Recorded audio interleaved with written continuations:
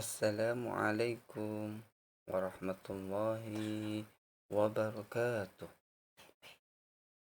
Alhamdulillahi rabbil alamin. Kita bersyukur kepada Allah Subhanahu wa taala karena kita masih diberi kesehatan, nikmat sehat wal afiat, bisa bertemu kembali di hadapan kita semua dalam keadaan sehat wal afiat. Amin ya rabbal alamin. Anak-anakku sekalian yang berbahagia, marilah kita awali pertemuan kali ini dengan pembacaan doa bersama-sama.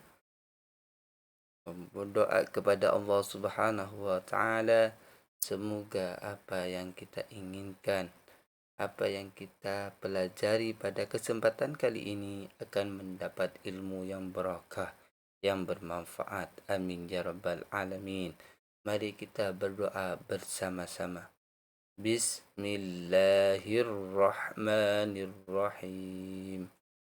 Raditu billahi rabba wa bil islami dina wa bi muhammadin nabiyya wa rasula. Rabbi zidni ilma warzuqni fahma. Amin ya rabbal alamin. Alhamdulillah,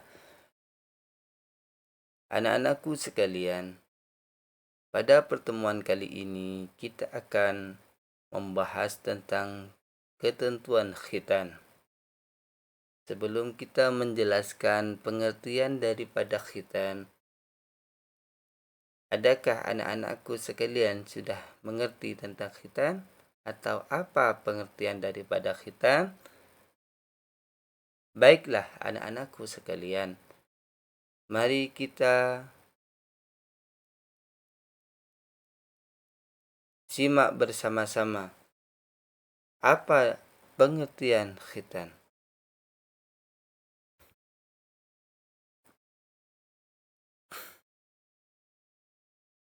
Khitan menurut bahasa yaitu berasal dari kata khotana yang berarti memotong bagian depan. Jadi khitan menurut bahasa adalah berasal dari kata khotana yang berarti memotong bagian depan. Khitan menurut istilah adalah memotong kuluf atau kulit bagian depan yang disebut dengan wulfah yang menutupi kepala alat kelamin laki-laki hingga terbuka. Dari pengertian tersebut, apakah anak-anakku sekalian yang ada di kelas 4 MI Riyadul Ulum ada yang sudah berkhitan? Alhamdulillah, apabila kita semua ini sudah berkhitan. Karena khitan ini disyariatkan oleh Rasulullah sallallahu alaihi wasallam. Khitan di sini diwajibkan kepada siapa anak-anakku sekalian? Hukum khitan bagi laki-laki yaitu adalah wajib. Hukum khitan bagi laki-laki hukumnya adalah wajib. Bagi anak laki-laki di sini ada 3 masa. Yang pertama masa bayi. Kita boleh mengkhitan anak kita apabila di masa bayi. Karena ini sudah diajarkan oleh Rasulullah Sallallahu Alaihi Wasallam ketika beliau mempunyai cucu. Siapa cucu Rasulullah yang dikhitan? Yaitu Hasan dan Husain. Hasan dan Husain dikhitan oleh Rasulullah ketika berumur 7 hari dari kelahirannya. Ketika Hasan dan Husain diberi nama dan diakikahkan oleh Rasulullah sallallahu alaihi wasallam. Pada masa kanak-kanak, waktu wajib bagi kanak-kanak itu ketika sudah baligh atau berumur 15 tahun. Maksimalnya berumur 15 tahun. Karena pada masa itulah anak-anak tersebut diwajibkan oleh Allah untuk melaksanakan salat.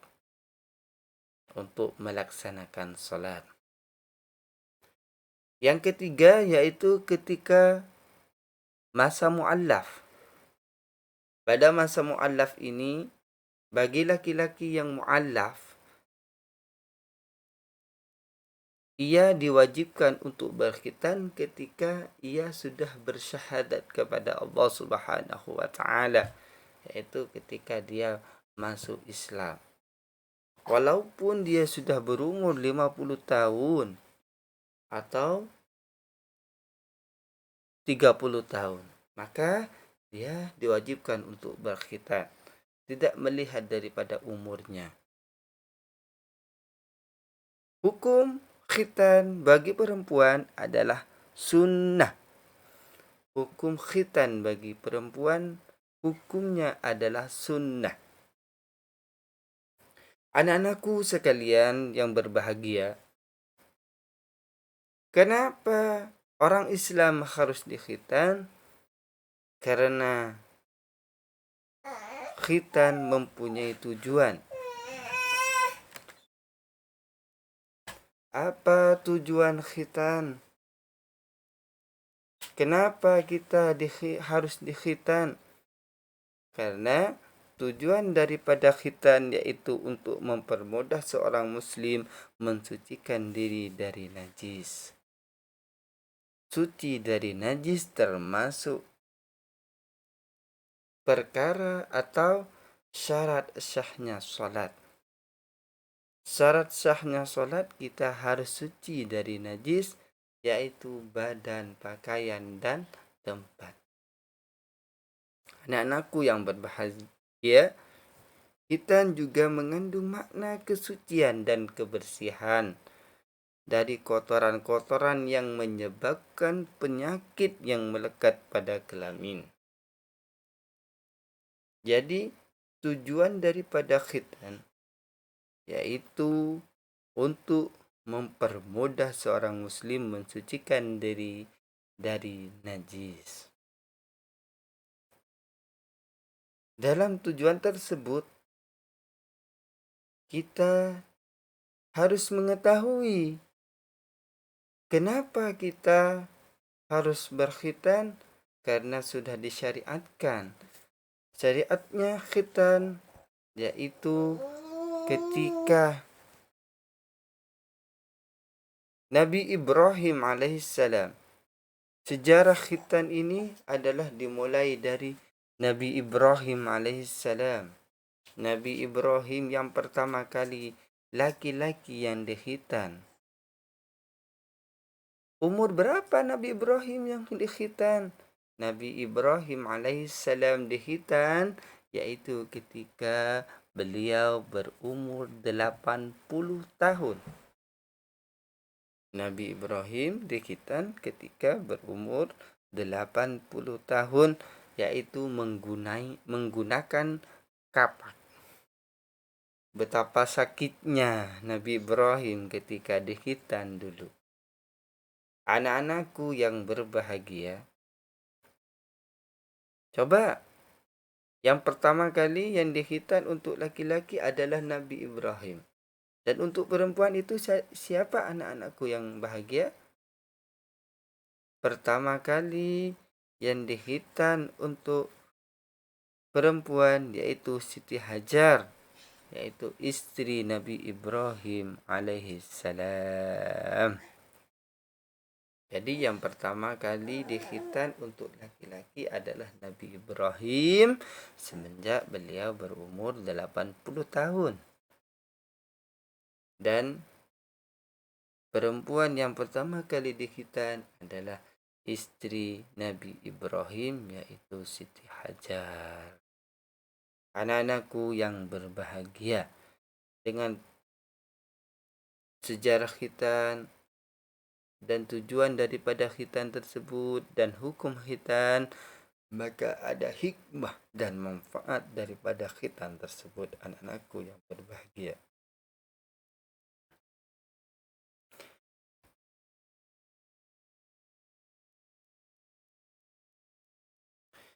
Hikmah khitan yang pertama yaitu menjadi pembeda antara muslim dengan kafir.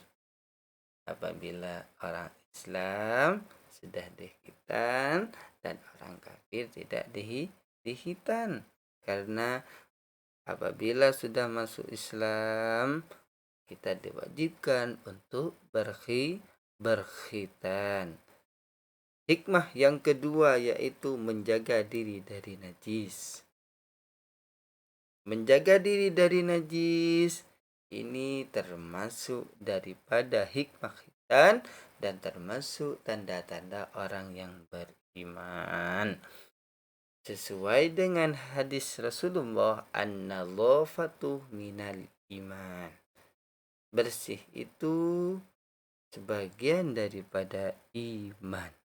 Bersih itu ada bersih daripada najis, dari semua hal-hal yang berada di anggota tubuh kita. Anak-anakku yang berbahagia, menjaga diri dari najis di sini juga menjadi satu syarat sahnya salat. Apabila kita dikena najis, maka salat kita tidak sah, anak-anakku yang berbahagia. Yang ketiga, hikmah daripada khitan yaitu terhindar dari penyakit kelamin. Bagi laki-laki, untuk menghindari dari penyakit, maka segeralah berkhitan. Coba anak-anakku sekalian, apakah di sini sudah berkhitan semua? Alhamdulillah rabbil alamin, kita sudah berkhitan semua. Hikmah khitan yang keempat yaitu mengikuti sunnah para nabi. Dari hikmah yang keempat ini, Rasulullah sallallahu alaihi wasallam bersabda, "Man ahya sunnati faqad ahabbani, wa man ahabbani kana ma'i fil jannah." Yang artinya, barang siapa yang menghidupkan sunnah-sunnahku, kata beliau, itu kata Nabi Muhammad sallallahu alaihi wasallam, maka ia termasuk orang yang cinta kepadaku. Dan apabila dia cinta kepadaku, maka ia akan bersama Rasulullah nanti di surganya Allah Subhanahu wa ta'ala. Amin ya rabbal alamin. Anak-anakku yang berbahagia, apakah khitan ini ada dalilnya, Ustaz? Dalil tentang khitan yaitu tercantum dalam surah An-Nahl ayat 123 yang berbunyi, A'udzu billahi minasy syaithanir rajim. Bismillahirrahmanirrahim. ثم أوحينا إليك أن اتبع ملة إبراهيم حنيفا وما كان من المشركين. yang artinya, kemudian kami wahyukan kepadamu Muhammad, ikutilah agama Ibrahim, seorang yang hanif, dan bukanlah itu termasuk orang-orang yang mempersekutukan. Ini adalah dalil tentang khitan. Anak-anakku yang berbahagia, kenapa Nabi Muhammad disuruh mengikuti agama Ibrahim? Karena Nabi Ibrahim bukan termasuk orang yang musyrik. Apa ajaran Nabi Ibrahim? Yaitu adalah berkhitan. Ini yang dimaksud dalam dalil tersebut. Jadi Rasulullah sallallahu alaihi wasallam oleh Allah Subhanahu wa taala diperintahkan untuk berkhitan juga. Untuk berkhitan. Jadi umat Nabi Muhammad sallallahu alaihi wasallam dianjurkan untuk berkhitan. Jadi kesimpulan daripada pengertian, mulai dari pengertian khitan, hukum khitan, tujuan khitan, hikmah khitan, dan dalil khitan, kita mendapat pengetahuan yang bermanfaat. Amin ya rabbal alamin.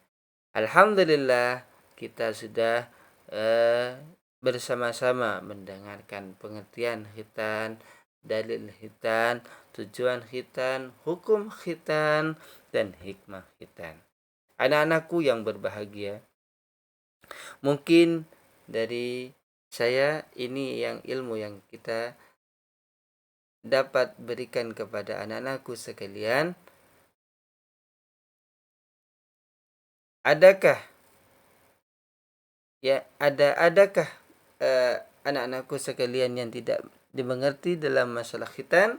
Apabila sudah mengerti, kita akhiri. Semoga ilmu kita yang kita dapat akan menjadi ilmu yang bermanfaat dan barokah. Amin ya rabbal alamin. Kita akhiri dengan doa kafaratul majlis. Subhanakallah wa bihamdika, asyhadu an la ilaha illa anta, astaghfiruka wa atubu ilaih. Assalamualaikum warahmatullahi wabarakatuh.